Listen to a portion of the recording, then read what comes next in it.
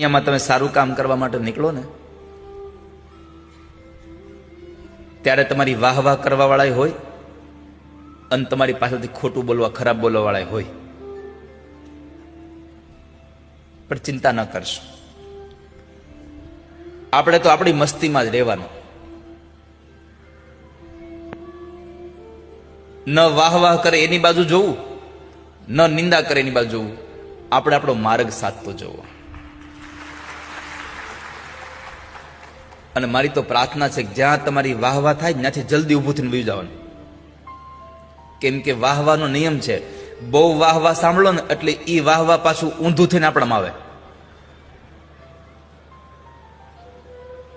હવે તમે કરી લેજો તમારી રીતે. જ્યાં બહુ વાહ વાહ થાય ત્યાંથી નીકળી જવું. આપણા વખાણ